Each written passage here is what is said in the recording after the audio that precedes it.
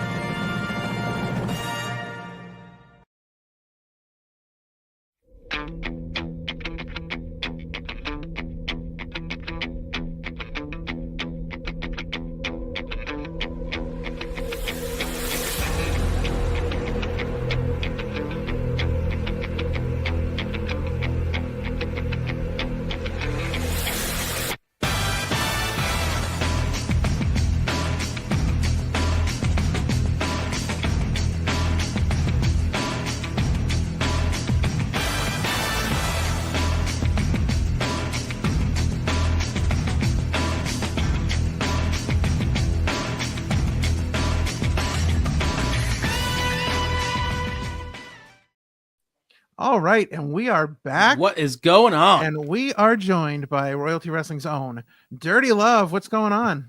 Dirty Love. What's up, guys? How you doing? Fantastic. Doing great. Yeah. Happy to have you here on the show. Happy to be able to talk to you more than just the chaos that was Chivalry is Dead. Oh, the chaos. Yeah. It was. But it Victorious really was one Dirty Love. Victorious was one Dirty Love. something. Of course. I haven't been pinned in Royalty Wrestling yet, so Ah. just saying. Yeah. I gotcha. Very true. Yeah. So, all right, let's get right to it in your own words. For anybody who has been living under a rock or who knows what they're doing, but in your own words, who is Dirty Love? Dirty Love. Ooh, he's a lot of things. He is the most sensual pro wrestler you have ever seen. He is the man that will steal your girlfriend, steal your boyfriend, steal your husband, or steal your wife. You know, some people might call him a home wrecker, but you know, I call that home improvement. I like it. I like it. I like it a lot. So how did you come up with this Dirty Love character and your look, and how did it all kind of come together for you? Well, you know, when I first started out training, I didn't really have a character. I was just a vanilla nothingness, and I was bad. Let's be honest, I was bad. So at one point, it involves Danny, my coach, Danny Rowe. We were at a Wrestling Magic show, and we were just chilling behind the scenes, waiting for the show to start. We didn't have anything to do. So it was like, hey, Kyle, like, let's talk about your character. Like, what do you want to do? I had no idea. But he told me to, I'm a big fan of Kesha, the singer. Okay. So he told me to list Kesha song names and see if we get any inspiration from some of them. So I go down the list of a million of her songs, and we get to our song Dirty Love. And he said, that's it. And we rolled it with it from there. From there, that was the inception of Dirty Love. And from there, we just created this sensual character that was born out of it. Gotcha. Awesome. That has to be the that has to be the most unique way I've ever heard of somebody coming up with a character or that listing Kesha songs. That and of course Danny would suggest that. Of course, Right. Danny. Yes, very cool.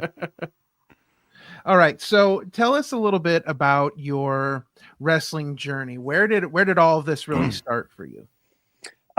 So probably about 2.5 years ago, I took Wrestle Factory's Intro to Pro Wrestling. It was like a free class. You get an intro to like what would be your first day of pro wrestling would be like.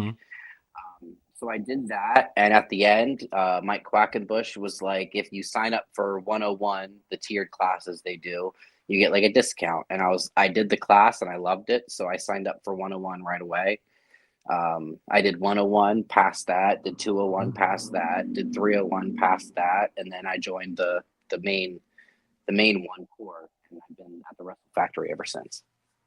Very cool. So, tell us about the Wrestle Factory. Kind of, what has been your experience like training there, and what's your relationship been with like some of the other trainers?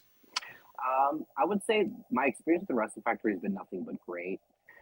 When I first started, the coaches were a little different. I had Mike Quackenbush and Sonny DeFarge. Those were my main two trainers. Nice. Then the Wrestle Factory moved to Coplay from Philly.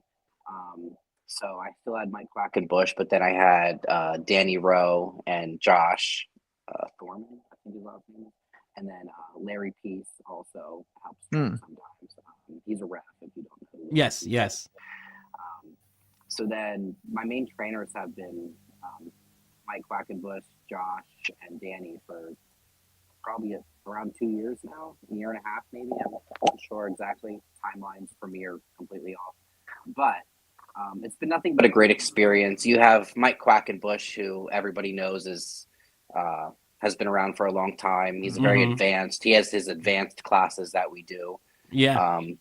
And then you have Danny, who, knowing Danny, he's a real stickler for everything. If something looks like crap, he'll tell you. Yeah. He won't sugarcoat anything. And then you have Josh, who is great also. You've seen him at Royalty. He's a great wrestler. Yes.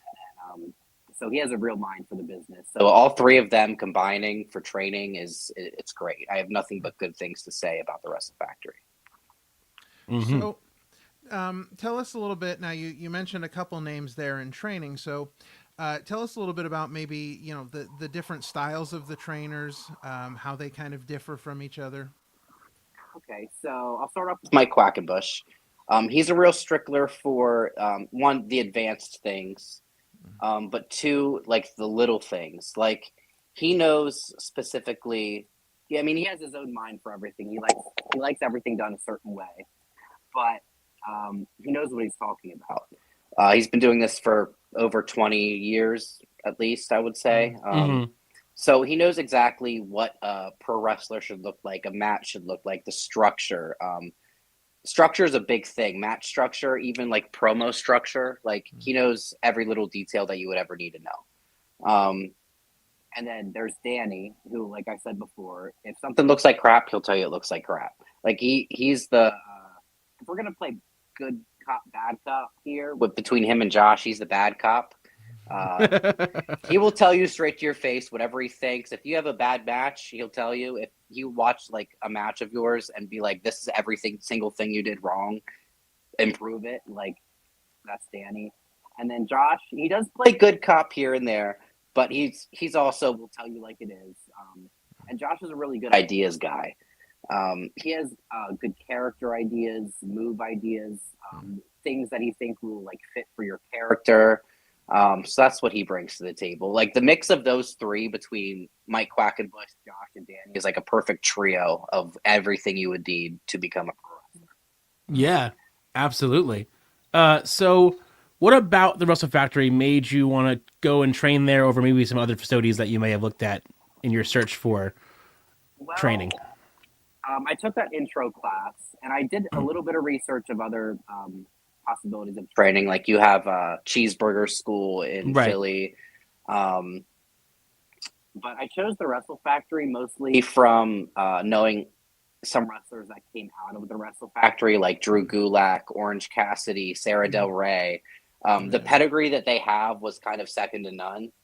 And then I took their intro class and just dove right in. Mm-hmm. So that's really interesting to me because I remember now I was a big Chikara person back in the day, and I remember that when you would go to a Chikara show and then you would go to other indie companies, you could see the difference in the students. You could see the difference in the quality of wrestling, and I feel like, having been live at Chivalry is Dead, I kind of Yes. feel like that's happening now too, where we see everybody is just at a different level wrestling wise than maybe some other places that you see that have wrestling schools and are training students. But the Wrestle Factory always seems to produce much. I don't want to say better, but they look better in the ring. Their moves look Right. better. They work better together. It seems like there's a training at the Wrestle Factory that's just very different than other places. Right. I completely agree. Like, I will use Royalty Wrestling as the example here because you see our shows that we put on, it's mostly students. We have some other names sprinkled in, like Havoc and Big Dan. We had Hollow Wicked. So we'll have some other names sprinkled in, but it's mostly students, and some of them haven't even been doing it that long. So to Yeah. put on the quality of shows that we do with all students for the most part is insane, and that's a I can't think of the word, but that's what that's what the Wrestle Factory produces here. Yeah. Is Right, the quality right. of students that you see at Royalty. Sure. Mm-hmm. All right. So I'm going to ask you this, and every time I ask this question, it makes me feel bad because it lets me know that I'm old. But Old. what is your earliest memory of professional wrestling? Well, I'm only 25 years old, so it's a little skewed because of my age. But I think my earliest memory was always watching younger Randy Orton and Rey Mysterio, Okay. or like when Rey Mysterio got his head squished. Oh yeah. That's one of my main core memories from when I first started watching. Wow. That little Kyle was not okay with that. Little Dirty Love was Was No. not okay with Not that. having it. was not okay with that. That's great. But growing up, Randy Orton and Rey Mysterio were like my two guys. Like those were my favorites since I was a kid. And the fact that they're still doing it at the level that they are today is great. Yeah, we were just saying it like last night about how there was no spoilers, but Cena and Rock. If you didn't see it, go see it. I remember Trish said it on Friday night. She had a promo saying, "Yo, so Lilian Garcia is announcing me. The Rock was just here last week. What year are we in? Like, like." Oh yeah, that's crazy. So, were you always a wrestling fan? Was there a time where maybe you fell off a little bit and then came back to wrestling, or have you always been a wrestling fan? When I was little, watching Randy and Ray, which is where I got my favorites from, I used to just watch with my dad. Like I was probably, I don't know, 6 to 10 years old, somewhere around there. And then I kind of fell off. I didn't watch it by myself. But then a few of my friends got me back into it around 2012 or 2013 when like the Wyatt family and the Shield were like debuting. So that's when I've consistently have watched from, and I've watched consistently since then up until now. And of course, I've went back and watched older matches, older pay-per-views to know what else happened. But yeah, since 2012, 13 is when I've been watching consistently. Nice. So you mentioned two of them, but who were some of your other favorites kind of growing up that you watched other than maybe Rey Mysterio and Randy Orton? Well, those were my two from when I was watching as a child, a kid. But since I've been back, since 2012, 2013, it's been Seth Rollins, Chris Jericho, Becky Lynch. Also, to go outside of WWE, Mickey James. Well, she was there at one point. Mickey James, ODB. I love ODB. Oh, yes. That is my girl. That's part of the inspiration for me. Like it's ODB. So there's a few of my others.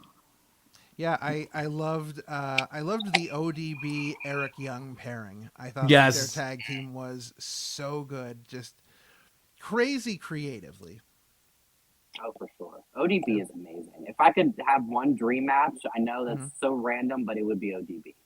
Yeah, maybe. Awesome. Now you mentioned Seth Rollins, so let's talk about Seth Rollins for a minute. This is something that I've been in conversation with people before. Can you tell me what is Seth Rollins' gimmick? What is he? I have no idea. Well, Good. he's just Seth Rollins. He's out there. He wears these flamboyant, crazy outfits. He wears Becky's outfit sometimes. It I seems mean- like he did. I mean, I'm last sure night. he does. I mean, he reminds me of, like, old school Lady Gaga, like just constantly in these crazy, ridiculous outfits that Lady Gaga. So Oh, yeah. yeah, that's true. That's a good comparison. I mean, it used to be more clear when he was with the Authority and everything. Right. And that's probably my favorite version of Seth Rollins is the Authority. oh yeah, A lot of people hated it at the time, but I loved it. No, it was at that point we didn't have a sniveling, conniving, cheating heel champion that like we would have in the past, and that was him. He always cheated to win no matter what it was, and he always found a way to get out of a match. So we needed that, and that was a good. Yeah, that's still probably one of my favorite versions of Rollins as well. The Architect, the After Shield, the Big Betrayal. Although at the moment I was sad, but got over it pretty quickly because then it made sense. Yeah. So could we maybe see you adopt some of those crazy outfits in your character someday? Maybe I could. That would fit. That would fit. I could definitely do it. yeah, that would trend. Yeah, it's every time he comes out, I love it because every time he comes out, my wife is like, what are those glasses he's wearing? 'Cause, like, the outfits are crazy, but this guy has found like a sunglasses shop that I don't think anybody else knows about. No, because it is it's like a hidden shop. like the craziest sunglasses, and they're big and gigantic, and Yep. they're like wrapping around his head, and like Yep. it's just it's crazy. Maybe I will dip into that at some point. There you go. We just gave you an idea. There you go. Tap into it. Yeah. All right, so let's talk a little bit about Royalty Wrestling. Obviously, Yes. we've mentioned them a couple times at this point. Here we are in 2025. You've just had, the third show, and things are looking upward and onward for Royalty Wrestling. It looks like it's going to be a really big year. But you, Yeah. yes, repping the merch. Now you had a match at the last show where you qualified for the Feudal 4-Way that's coming up in April. So how do you personally prepare for a match, wrestling 3 other people rather than just wrestling one person one-on-one? Well, I would say in this case, tape study is a big thing. Mhm. I've already have seen, the 2 other people that are for sure in the match as of now, Damian Malik and Jet Matthews. I've already beat Jet Matthews. Mm-hmm. So I know I already have his number. Damian, he's a little scary. He's a little psychotic. Yeah, a little bit. But Oh, yeah. I've seen what he does. So tape study is a big thing, but the fourth person is a mystery right now. Yeah, Royalty it announced is. today that's correct. that Mhm. Deuce is hurt. Deuce, bear in mind, had his way with them during that show and Brutal kinda beatdown. took him out of action. So Yeah. now throwing that spin in there, what is it? How do you prepare for the unknown? That's true. It's hard. I mean, just being me, I'm Dirty Love. I can take on anything. There Mhm. you go. But I guess we'll see who wins that fan vote to see who. Yeah. As of now, Kendra is leading. That could Yeah. change. As of now, it's Kendra. So now, do you have a front runner, somebody you'd like to see win that little voting there? Oh, That spot. I'd love for Kendra to win. Yeah. Mm. Give me Kendra. There you go. Kaida. The fans love her so much. They do. I could ruin that for them. I could ruin it. They will rue the day that they picked Kendra Kaida to be in that match with Dirty Love. Yeah, it's funny because when we interviewed you before your match at Chivalry is Dead, and we were talking about the mighty maneuver, and you're like, whatever that maneuver is, I'm not doing it. And I'm not letting my opponent do it either. So you seem to have this goal of ruining people's good time. Right. I mean, that's true. The fans, they bring out their signs that say Dirty Love sucks. Oh, that's terrible. They fill Terrible. the crowd. But, secretly they all love me. Let's be Right. honest. Right. Like, who doesn't love Dirty Love? Of course. It's right in the name. Like, Right. so do I want to give them what they want? No. But I think secretly they want me. Mm-hmm. So we're just going to roll with that. Yeah. Now, maybe moving a little bit further, if and when you say you do win the Feudal 4-Way, how do you then prepare for Castle Rolfenstein? Oh, boy. Oh. Well, Castle, he's a giant. He is a giant. He is a giant. That's a little scary, but Dirty Love always has some tricks up his sleeve. Mm-hmm. He could always find a way to win. I mean, against Big Dan, I guess I found a way out of the punishment. Right. I didn't win, but I didn't get pinned. Right. So I think that's the point here, is that I That have is not the been point. pinned. Big Yeah. Dan didn't pin me, so Castle Rolfenstein, I don't think you can pin me either. Oh, That calling is- the shots now. That is some mighty confidence right there. It's Dirty Love for you. Yeah. Woo. So, what do you think about this whole medieval gimmick that Royalty Wrestling has going on? Are you a fan of that? Do you think maybe they should be doing something else? At first I was like, huh. Like when the idea came about, I wasn't so sure of it. But after seeing it in action and how it continues to grow, the royalty-esque nature of our shows continues to grow, I love it. It's so different than what everybody else is doing. Yeah. And there's so many ways that we could take it to make it even more medieval, make it more different than everybody else. Mhm. And I think the fans noticed that too. Like every show, we have grown our audience. Yeah. And I think it's catching some notice here from people that going to our shows with our quality of wrestling that we have. And how different we are. Every match is usually different. Like this last show, we had 5-6 matches that were completely different from one another. Yeah. They're not just all these indie spot fests. They're not death matches that people Right. seem to like. Like they're just simple, classic wrestling matches that all feel completely different. And then to tie in the medieval aspect, we're all fighting for the Holy Grail. Yeah, the most coveted prize in wrestling, the Holy Grail, which we got a chance to see at Chivalry is Dead. It looks Yeah. amazing, beautiful. Very, very impressive. If you win that Holy Grail, if you get that championship, and we asked you this a little bit during the interviews, but what will your reign look like at the top of Royalty Wrestling if you get that Holy Grail? Well, I think I'm going to run amok over that entire roster. Mm-hmm. I don't know what the rules would be set for defending that Holy Grail, but I will defend that with my life. Nobody could touch me. And the fans, they will boo me. They will say they hate me, but secretly, they love me. They love me. They all love me. So I think me having that Holy Grail will just make them pretend to hate me more, but secretly love me even more. It sounds like it's like a very love-hate relationship with Dirty Love and his I know royal they love me. patrons. I know they love me. Sure. It's just a fact. They're holding those Dirty Love Sucks signs, but Right.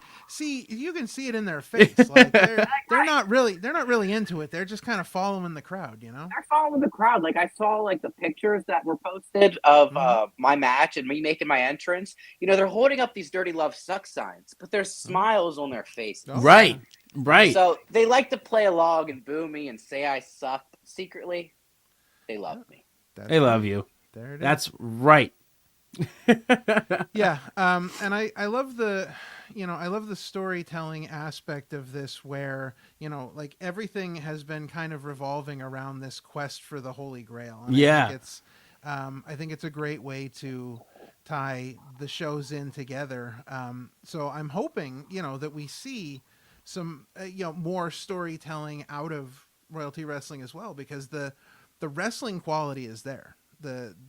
Everybody at Chivalry is Dead, and I know that sometimes this is like people say these things just to say them, but the wrestling quality really was top notch in every match. Yeah. Right. And it really is like, because there's so many indie promotions out there. There's a site for it, Russell Maps. We can talk to them. Look at the episode up. Cheap plug. But like, Royalty Wrestling does feel just totally different from anybody else because of your medieval times theme and how like locked in you are, and like you have your own place at the Forest Lodge, and you've made it your own. You made it your own like personal home place for Royalty Wrestling, and that's just a cool venue. And it was awesome to see. You guys have a packed house, even in the snow and the hail and the sleet. People came out in droves for this show, and it was just an incredible show from top to bottom. Right. And I think we'll keep growing. The more people know about us, the more they'll end up coming to our shows. And you talk about storytelling. I think that'll come too. Just getting our feet off the ground with our first couple of shows. I think now is when we can really dig in deep into stories. Yeah. If you just want to talk about the Feudal Four-Way, you have Jet Matthews and Damian Malik. Mhm. Jet beat Damian Malik. I beat Jet. And then if Kendra is that fourth person, to be determined, Damian beat Kendra. So there's this like rock, paper, scissors going on Right. between that whole possible fatal four-way. So I think as the more we grow, the more we lean into the medieval times, the more shows we get into, the storytelling will keep on ramping up also. And the fans will come in droves because once they realize, the more people that realize that we exist, that we are great, the more people will keep getting to come to our shows as well. Yeah. Right. So there's a rumor that we heard, and I want to get your take on it because I don't know if you've heard this rumor or not, but there's a rumor going around that if you touch the Holy Grail without winning it, you disappear. Oh. Have you heard this rumor? I have heard this rumor. Mm-hmm. Well, I mean, I'm pretty superstitious, so I am not going to touch that grail. Okay, right. Until I win it. Yeah. Did that happen to Big Dan? That might. I mean, he was very conspicuous in his absence at Chivalry's Dead. He was supposed to be in a tag team match with Havoc. He was, and he just wasn't there. Just happened to Big Dan. Maybe he wanted an early chance at just holding the Grail, and poof, that was it. Right. I will look, but I won't touch. Right. I won't touch. Right. Listen, I think Big Dan, as the self-appointed king of the Lehigh Valley, was out there shoveling everybody's snow, so he couldn't make it to the show. He might have faded into dust like the snow. The snow melted, and so did he. I mean, that too. There you go. All right. Okay, so let's take it outside the ring a little bit. When you're not busy wrestling or getting ready for your big feudal four-way, what does Dirty Love like to do outside of the ring? Outside of the ring, I go to the gym a lot. Mm-hmm. You gotta be in shape for this. It sucks, but you gotta be. Sure. I don't know. I'm pretty boring. Like Pretty boring. I'll hang out with some friends. We'll watch wrestling. I'll play some video games. I'll hang out with my cats. Mm-hmm. I'm surprised my cats didn't make an appearance yet. They're somewhere around here.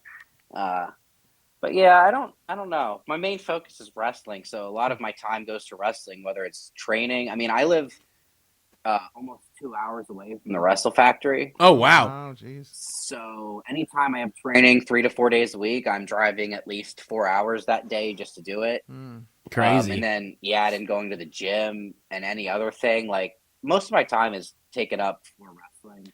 Yeah. Going to shows on the weekends, helping set up or whatnot, Mhm. doing shows, wrestling. Like it takes up most of my time. Now you did mention video games. Are you an Xbox or are you a PlayStation? I am an Xbox guy. Okay. Good? Good for me, not for him. I'm a He's a PlayStation guy. Yeah. Okay. So what's your favorite game or a few games that you love? So of course, I play all of the 2K WWE games, but besides that, I really like the Spider-Man games. I think they're a lot of fun. I really got wrapped up into the Batman Arkham universe. Oh, such a good series. I thought they did such a great job, and I think those games are really good because they have found a way to make you feel like the character. Like you really feel like you're, Batman or Spider-Man. There's nothing as satisfying as just swinging through the city.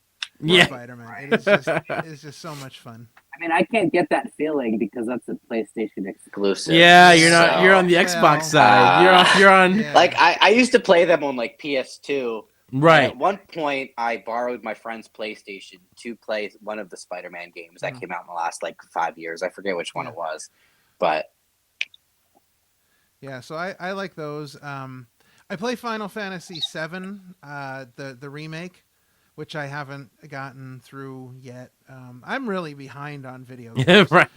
This podcast has destroyed all my gaming time. So I'm a little behind, but I try to play when I can. I just recently got a PS5, so I was kind of behind on that as well. But I'm starting to catch up slowly. What are some of your favorite games on the Xbox? So my favorite game like series of all time is Borderlands. Okay, nice, nice. You guys played that? Yes. Yeah. That's my favorite. Like, I have like the best childhood memories of like staying up till like 7 in the morning, just playing Borderlands all night with some friends. So I played all of them, even like the spin-off, like Tiny Tina's Wonderlands. And they announced the new Borderlands 4s coming out. And I saw that. Yes. So I'm excited for that. So that's my favorite game series of all time. I play Call of Duty. I know it's Call of Duty, but they've fallen off pretty hard, but I still enjoy it sometimes. Grand Theft Auto, I've always loved. Yes. Random single player games like Skyrim or Starfield, I also like. And then also sports games. I'll play Madden or WWE 2K. I have never been into these games, but I've just recently been seeing the commercials for Monster Hunter Wildfires. Oh yeah, I've those never been games. into the Monster Hunter games, but that one looks like it could be really fun. It does. I saw the trailer for it or whatever. That does look fun. Yeah. Now, have you watched the Borderlands movie? I have not. I really want to just to see Of course. What the outrage is all about, I guess. I will at some point. I have my one friend that also likes Borderlands and wants to see the movie. So at some point when we both have time, we'll watch it and we'll probably hate it, or maybe it'll be so bad that we like it. I don't know. Yeah, it comes all the way around back to being good again. I wish it's so bad. Just from the things I've heard, it's so sad because that could be so good if they would have done it right, and they cast like Kevin Hart and crafted it. Like, what are you doing? Yeah. It's one of those things where it's same for a couple movies. It's very hard to have a good movie adaptation from a video game. It is. There aren't many out there. There's very few that were actually good game to movie adaptations. Yeah, that's true. It just sucks because if you would just follow like the script of the games, right? It should be so easy, right? Yeah.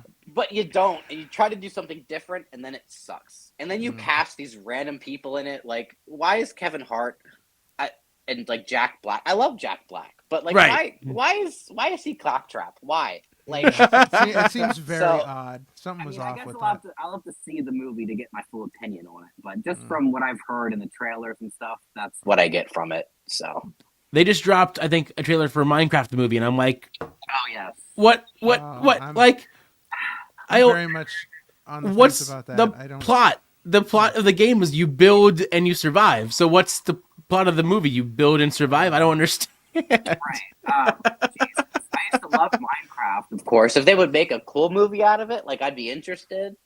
But like, I Right. don't understand. How there would be a story there. That's like But making I a Tetris movie. Like what? Right. Why would you do something like that? What would Why but would I that be did fun to see that watch? Jennifer Coolidge is in the movie, and I love Jennifer Coolidge, so maybe I'll see it just for her. Right. Just for her alone. Nobody Just else. for Just Jennifer Coolidge. All right. So while we're on the subject of movies here, what was the last movie you saw in a theater? oh. It's been a while since I saw a movie in a theater. Honestly, I have no idea. Mm. Is It's that, been so long. It was probably some horror movie because I love horror movies. But oh, okay. Okay, you're a big horror movie buff. it might have been Scream. Oh, okay. Yeah. Okay. Maybe I've seen something since then, but the last one I have a clear memory of was watching the newest Scream, like Scream 6. 7, whatever number they're on now. Yeah. Scream is my favorite like franchise of all time. Like Okay. movie-wise, Okay. So Cool. Very good. Very nice. I think that the wife and I went and saw Captain America, the new one, and that was pretty good. But right before that, she convinced me to go see Wicked, and Wicked was actually really good. I did not think that I would like it as much as I did going in. Right. I was a little nervous because I heard all these things about people singing in the theaters and just Yeah. ruining the movie. And I was like, I'm really on the fence about going, but that movie was actually really good. that's good. I've been wanting to see Wicked. I just didn't get around to it. I don't really usually like musicals. Okay. Except for High School Musical. I love those Right. movies. when I was growing up.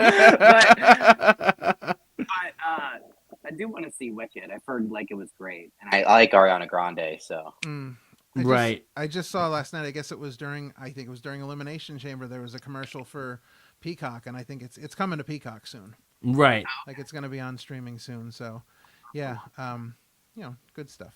Are you big on like Broadway shows then, or not so much? I've never seen a Broadway show. Okay. But one of my friends that sometimes trains at the Wrestle Factory is going to be in one in next month, I think, or this or in March now. Oh. He's in like Hamlet. Oh, nice. Playing in Cool. Bethlehem. So I think I'm going to go see it mostly for him, but also to Nice. get like an experience of a semi-Broadway show. That's awesome. That's really cool. I think he's playing Hamlet also. Oh, wow. Yeah. Double Awesome. rolls. Yeah. Nice. All right. So bringing it back to wrestling, what are some goals that you have for yourself in maybe Royalty Wrestling or in wrestling in general in the year 2025? Okay. Well, in Royalty, of course, the current goal is to win the Grail. Sure. So that's my headspace going into Royalty. That's my goal. Outside of that, everything else in Royalty, I just want to be at the top of my game.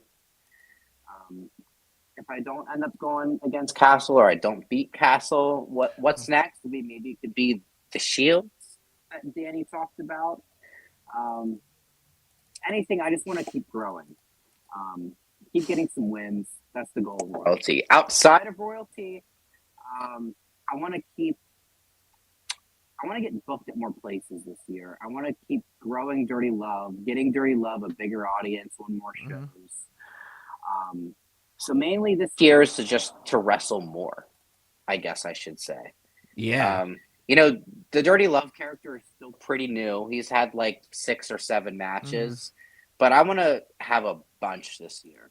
I want to have as many matches as possible as Dirty Love, and also just get the experience, keep growing the character, keep growing myself as a wrestler. Right. And yeah, that's my headspace going into it. Awesome. Love Oh it. yeah. All right. So that's going to bring us to our final question of the interview. And Yeah. Sean, I know you are always super excited to ask this question. So, Yeah. Parmesan, take it away. Yeah. So, for you personally, what does pro wrestling mean to you, and what is the significance that it has had on your life so far? I think pro wrestling means a lot to me because um, when I got back into wrestling in like 2012 or 2013, it was with a group of friends of mine that got me back into it, and that also helps hold the bond of our friendship. Is we always watch wrestling together, um, and then also I think wrestling is kind of an escape, even just from a fan perspective, just being able to watch it and escape your mind for a few hours. Right. I think that means a lot, especially when I was younger. That was much needed.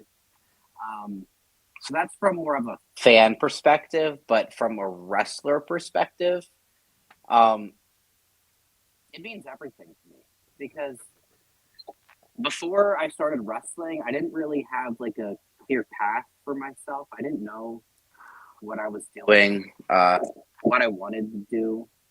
But getting into wrestling at the Wrestle Factory, it gave me like a family. Like I love everybody from the Wrestle Factory. I have a bunch of friends there. We treat each other as family, and it's become pretty much my whole life. So I think it means pretty much everything to me. If I didn't have wrestling, I have no idea what I'd be doing. I'd just be wasting away at some job and not having a real purpose for my life, if that makes sense. Sure. So I think it's given me like everything for sure. Yeah, that's really great to hear, and that's I think a testament to again, you know, the people at the Wrestle Factory, because wrestling, you know, when wrestling is good, when you're in a good place, you know, it does become like family, and you meet people that become, you know, very important in your life. Sean and I met at a wrestling show, and look where we are now. And you know, it just it's nice to be in a community of people and feel like that, you know, about wrestling. So that's really cool to hear. Yeah. Yeah, for sure. All right, well, great interview. Loved getting to learn a little bit more about you know, the man behind the little sway there, whatever whatever you want to call what you do. Yeah, there you Whatever you do. There you go. What, you know, that thing. You know, the shake and jiggle, whatever you want to call it. But that's going to bring us to our top 5 main event. Yeah. And Sean, remind our audience exactly what we're doing for top 5 today. We're doing top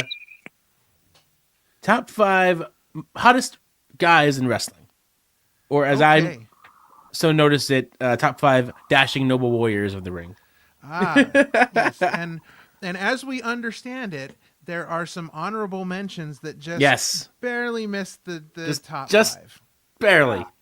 Sadly, it's so hard to pick. I mean, like, I think any of these honorable mentions could slip into the top 5. Sure. Like, it's so hard.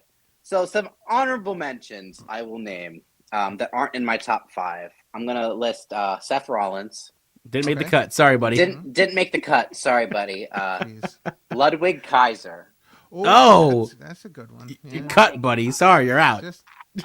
And this is something. Logan Paul. Logan Paul. Really? You're cut. Paul. He missed the cut. Yeah. Sorry.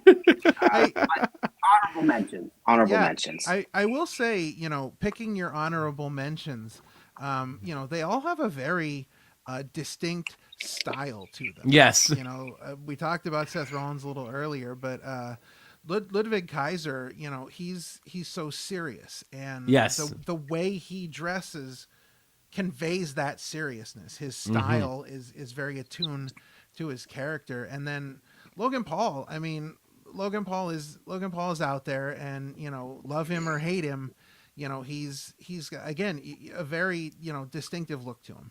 And the cat has arrived. We got Twixie.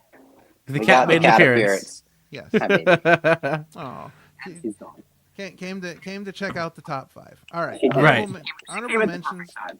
Yes. Honorable Um, mentions are done. So now it's time for the big top 5. Top Take it away. 5. Right. Top 5. Number 5. I'm gonna go with Miles Bourne. Oh, Miles okay. Bourne. Okay. He's in Interesting. NXT, so I don't know if everybody knows him, Mm-hmm. but he kind of reminds me of Randy Orton. Okay. So I think that's where his place comes in my top 5. Mm-hmm. This top 5 was so hard to pick. I could have put anybody else here. Sure. But I chose Miles Bourne. Get some NXT representation in here. Oh yeah. Yeah. Nothing wrong with that. No, not at all. Number 4. It's gonna be Finn Balor. Finn Balor. Finn Balor, the handsome devil. That man has got abs for days. He has Oh, abs boy. on his abs on his abs. The abs, like Oh, boy. if his face was like a 7 out of 10, like those abs would just take him to a 10. Right. Like, let's be honest. Like, you cannot have that man with his abs in your top 5. Right. Sure. Oh, So- boy. Yeah. Number 3 is gonna be my guy, Randy Orton. Number 3. Number 3. Wow. Okay. All right. All right. You know, if this was like 15 years ago, he would have been number 1. Okay. He is a little older. He's a little Sure. thicker now, so Yeah. I had to put him at 3. Yeah, but you got to admit when he came back after the long Yeah. injury, man, did he look jacked? Like He looked I think he surprised a bulked lot of people up, when bro. He came out. Like he Bulked. thick Was, oh, yeah. with 2 C's, thick. Oh, yeah. Right. Yeah. Oh, jeez. And last night when he slimmed down a little bit, which is Mhm. good for me. Yeah, when he came back the first time, jeez, I've never seen. Oh, okay. I need to stop. Uh-oh. myself. Uh-oh. Uh, Uh-oh, we're going places. Oh boy. that's Randy Orton. That's my dad. That's Randy Orton. That's my dad. Yeah, Randy Orton. That's my dad. That's my dad. that's my dad. So we'll keep going. Number 2 is Roman Reigns. Oh, okay. Yeah. That's my tribal chief. Tribal chief. It's Roman. You can't. And he's one that, like, unlike Randy, who has gotten a little thicker and maybe just a little less handsome as he's gotten older, I will sadly say. Roman has gotten better. He's aged very well, I must say. From the big dog with the weird goatee thing he did Yeah, it was. to now with the tribal chief with the full beard and everything, it's Roman Reigns. Yeah, I would say, the hair and the beard really, it's a big part of the whole presentation. Yeah. And I'm very jealous of that beard. Like, that is a good looking beard. It is a very shaped up beard. He does good. Ruin that thick. Like, come on. I need a fuller beard. Come on, genetics. Yeah. All right. So number 1. Oh, the Number big 1. reveal, the big reveal.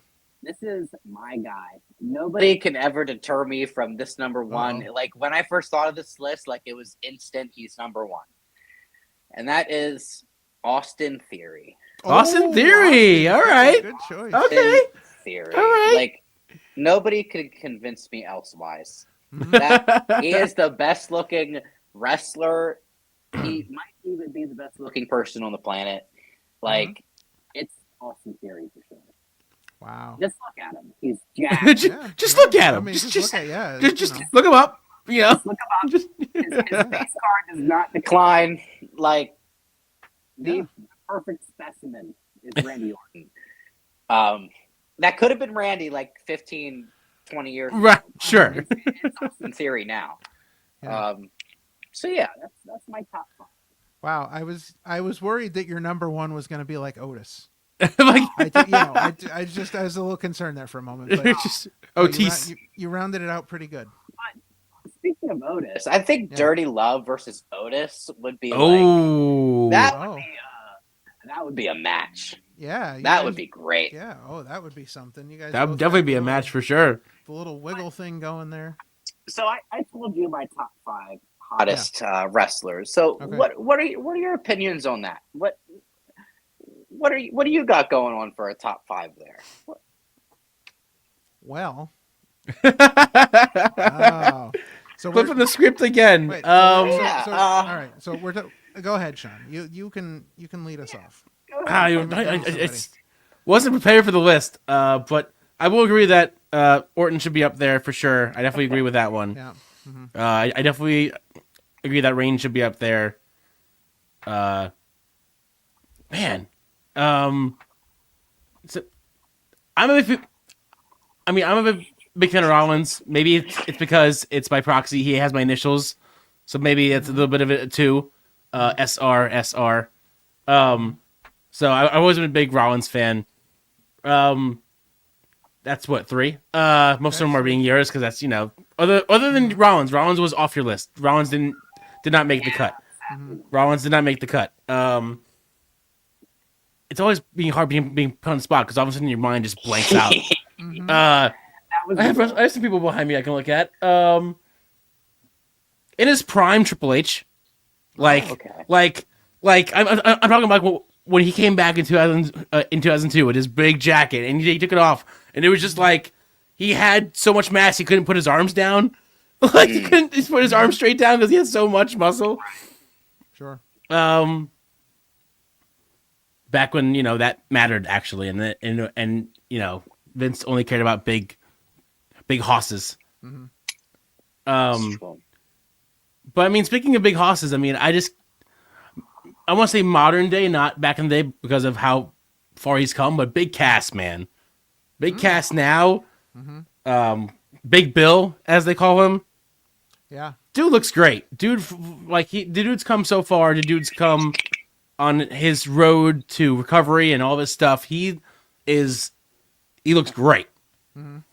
So what about my boy Austin Theory? You're just gonna. I mean, I was never a big Austin Theory fan to begin with. I gotta be honest. Jeez. Yeah. Yeah. Okay. I guess that means That leaves you, buddy. Yeah. So I'm gonna say coming in at number 5. I'm gonna steal one from your list because I'm on the Ludwig Kaiser train. I'm there. So he's coming in at number 5. Number 4. And this is gonna be a little crazy, but number 4, I'm going with Kevin Owens. Like Kevin Owens. Why did I say that? Why did I say that? I miss Kevin Owens. Damn it. Okay. That's my number 1. I didn't miss number 1. That's my number 1. Owens. Fucking all the way. Yeah, I'm gonna go. Love with that him, man. Him at number 4. He's a little short, which is I don't know. The shortness is weird, but I'm gonna go with Chad Gable. Chad Gable. Because he's pretty jacked there for I can be down with that. a short guy. Yeah, let's see. That was number 3. Number 2. Let's see. Number 2. I'm gonna go with Gunther. Gunther. 2. Yes, I'm gonna go with Gunther at number 2. He's tall. He's jacked. Like the man. And listen, the man put Cody to shame when it came to suit game. Oh yeah. Like I think he is. His style is 100% on point. He cleans up well. Yeah, and then number 1, and hopefully my wife won't watch this show. And Sean, you're sworn to secrecy on this one. I mean, we're live, so people are watching us either way. I understand that. I'm just saying, like, I don't know if she'd be proud of me for saying this or not, but my number 1 would be Drew McIntyre. Oh, okay. I am 100%. All right. Like if I looked like Drew McIntyre, man, jeez. But he's got such a great look to him. Like he does. The profile of his face, the beard, the hair is like always perfect. And when he comes walking down to the ring in, he's got the kilt on and he's like shirtless. Like this guy is like, he's like a prototype. So Drew McIntyre is definitely my number 1. All right, I can't knock your list at all. Like, it's a good list. I mean, they don't have Austin Theory on them, and King Ralph. could get King an honorable Ralph. mention. You didn't even have Randy Orton on. No, see, I've never been a Randy Orton guy, like in any fashion at all. Like Randy Orton's okay, but he's like, you know, I mean, I don't know. Never been a Randy Orton guy. I met him once, which was cool. And he was a super nice guy. Like you hear, you hear a lot of things about Randy Orton backstage and whatnot. Yeah. And, people say a lot of things about him, but I met him and he was the nicest guy. Like seriously, he was really cool. Nice. Yeah. All right. Well, that has been a very interesting top 5. Yes. As we had some honorable mentions, and then we got in on the fun as well, which was awesome. All right, so that would be a Danny Rowe approved top 5. Right. Yeah. Yes. All right. So with that, we are going to take a short break while you check out some things we've got going on. And when we return, we will be talking to Dirty Love about what he's got going on in upcoming events.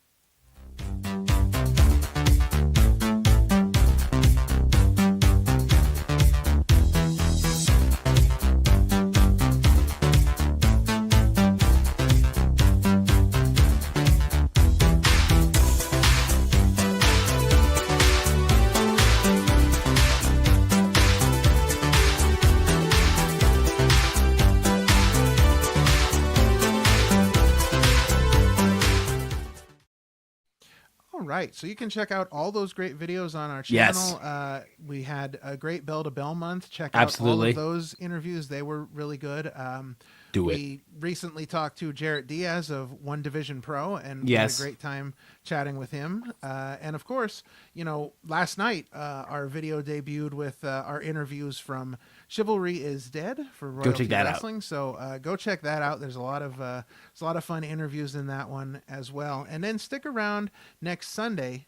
We've got Nico Gray, who you may recognize from the channel, as we got to interview him before CZW's Cage. That's right. But this time he's coming on for a full episode, and we are super excited. And with that, we're going to turn it over to Dirty Love. What have you got upcoming? The main thing I have upcoming is the Masquerade Brawl for Royalty Wrestling. Yeah. So I'll just plug that for the main part. The Masquerade Brawl, what a concept for a show. Mm-hmm. I mean, we're encouraging everybody to wear masquerade masks. Yeah. Maybe Dirty Love will have a special one unique to him. So that's the main thing. I got my feudal 4-way. There it is. There it is. That's the graphic. I look so good on there. What a guy. What a guy. You're taking over that whole poster right there. Right, like it's, right. I mean, the whole, it's mostly purple. So it's like your color and everything, So we got the Masquerade Brawl on April 5th. Sellersville, Pennsylvania. At our spot, the Forest Lodge. Yeah. So that's the main thing that I have going on. Hopefully I'll pop up elsewhere. Sure. We shall see. But the Masquerade Brawl, it's going to be great. We got the feudal 4-way, the undetermined fourth person. As of now, maybe Kendra. She's winning the vote, but we'll see. So it's going to be a great show. I don't know what else we got going on the show, but I can for sure say that it'll be great, just like all of Royalty shows are. Yeah, absolutely. Again, we were at Chivalry is Dead, and it's such a fun time. It was, and really the crowd was super hot. Like from the opening match all the way through to the end, the crowd was so hot, really into it. It's just a fun place to go see some wrestling. So make sure that you get your tickets now for Masquerade Brawl. If you're anywhere near Sellersville on April 5th. We have the link down below on the bottom of the screen there, and we also have that in the description. So please get your tickets now so you don't miss out on all the amazing fun I'm sure that's going to be had at Masquerade Brawl. And we will be there as well doing some interviews. So it's going to be exciting. Yeah. And bring your masquerade masks. Yes. Join in on our fun. It's going to be great. Bring a masquerade mask. Have a good time. Yes. It's going to be such a fun show. All right. Well, it has been fantastic having you on the show. Absolutely. We really enjoyed getting to chat it up with you today. wishing you all the best of luck in your feudal 4-way. Yes. We will be there to see it live, so we're super excited for that. Thank you. Yeah, Thank you guys for having me on. Oh, absolutely. Of course. Yeah, we appreciate your time, and you are absolutely welcome here anytime. Mm-hmm. Oh, great. After I win the Grail, we might have to have a part 2. Yeah. So- Yeah, I'll tell you what, man, that's a deal. You walk away with the Grail. Yeah, we'll have That's a whole it. episode. Done. Yep, we'll All have a right. whole episode devoted to you. We'll have Dirty Love Part 2. Even dirtier. Yeah, Right. Show. Yeah, that's right. That's right. It'll be the Dirty Love City podcast. Right. There you go. All right. Well, again, it has been great getting a chance to talk to you. We thank you for your time today, and that looks like it's going to about wrap us up here for episode 93. Yeah. So for possibly future Holy Grail champion Dirty Love, for Parmesan, I'm King Ralph, and this has been the Opinion City podcast. And just remember, kindness is free, so be kind to everybody. God bless you, and we will see you guys next time. We out. Well, that's it. I really hope you enjoyed it. We had a ball making it. Thank you very much.